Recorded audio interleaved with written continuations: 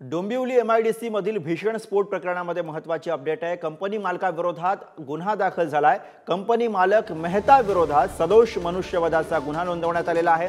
डोंबिवली मधील स्फोटामध्ये 8 जणांचा मृत्यू झालेला आहे आणि या प्रकरणामध्ये आता गुन्ह्याची नोंद झालेली आहे। कंपनीचा मालक मेहता याच्या विरोधात सदोष मनुष्यवधाचा गुन्हा नोंदवण्यात आलेला आहे। प्रदीप भणगे प्रतिनिधी आपल्याला अधिक माहिती देतात।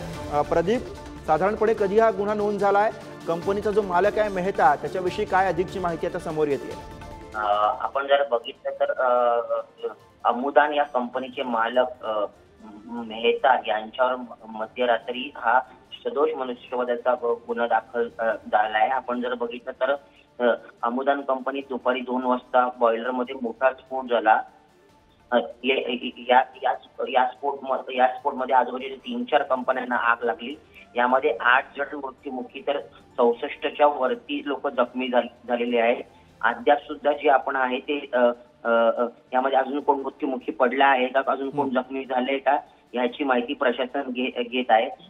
आपण जर बघितलं तर यापूर्वी सुद्धा प्रोबेस कंपनीमध्ये स्फोट झाला आणि इतर कंपन्यांमध्ये स्फोट झाला होता। मात्र प्रशासनाने तात्पुरती कारवाई केली। त्यापुढे जो बफर झोन आहे, हा बफर झोन जो हा इथे नसल्यामुळे हा मोठ्या प्रमाणात दुर्घटना घडत आहेत। आता प्रशासनाने इकडे गांभीर्याने लक्ष दिलेले आहे, त्यामुळे त्वरित जे कंपनी मालक मेहता यांच्यावर गुन्हा दाखल केलेला आहे। आता प्रशासन यापुढे काय कारवाई करते हे पाहावं लागेल। बरोबर, मालकावरती गुन्हा तर दाखल झालाय, मात्र आता काय कारवाई होते हे बघावं लागेल। धन्यवाद प्रदीप, वेळोवेळी तुमच्याकडनं अपडेट्स घेत राहू।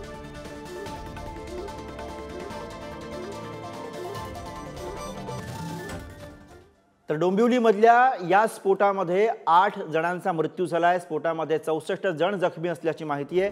मृतांचा आकडा आणखी वाढण्याची शक्यता व्यक्त केली जाते। काल रात्री मुख्यमंत्र्यांनी सुद्धा जखमींच्या तब्येतीची विचारपूस केलेली आहे।